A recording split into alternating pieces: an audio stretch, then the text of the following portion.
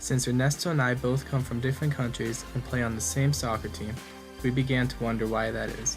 How is it possible for two people from very different backgrounds be passionate about the same sport?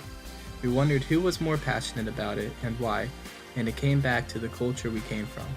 This led us to be curious about how people from cultures different from ours live the sport, and that is what our project is about, understanding the impact our background had on the way we experience soccer.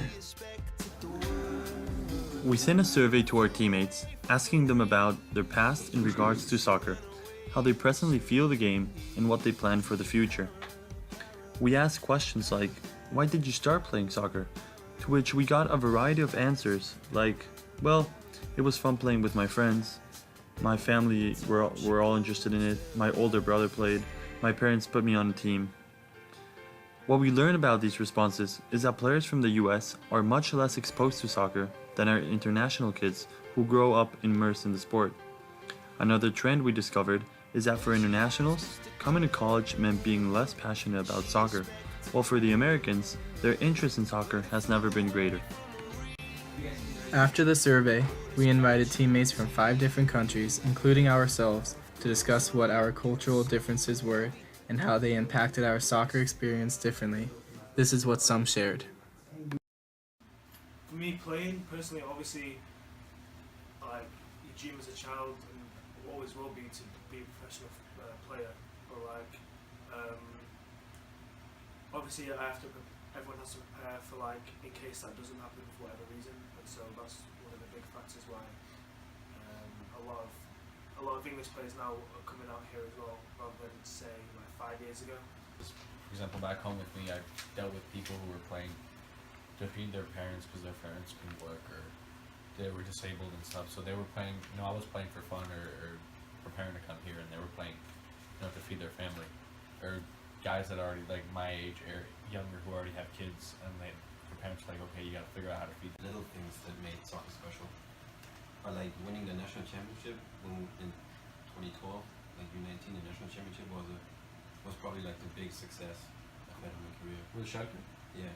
I will never forget their experience and like the atmosphere and stuff like that. So you always keep those memories, and I think that makes soccer special.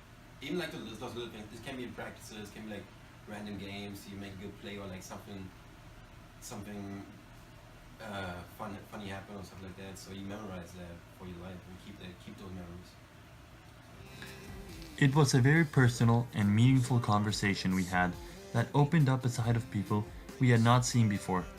But it was interesting to realize that for the internationals, coming to play Division 1 meant giving up on the dream of becoming a professional player.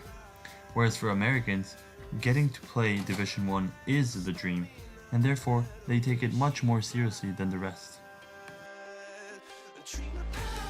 We concluded that where we come from does play a major role in how we live soccer.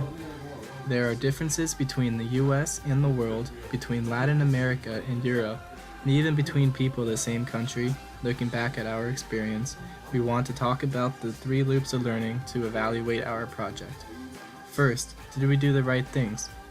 We think we did, by asking questions in a survey, reading the comments, and having a discussion and asking for more feedback. Did we do the right thing?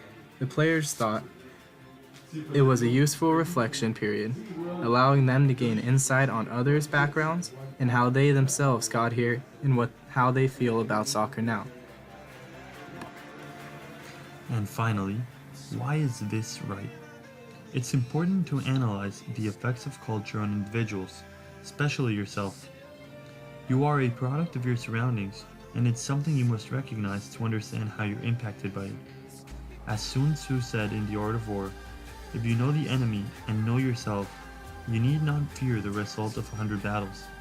If you know neither the enemy nor yourself, you will succumb in every battle. This knowledge is very applicable today, since it highlights the importance of knowing yourself and understanding what you're up against.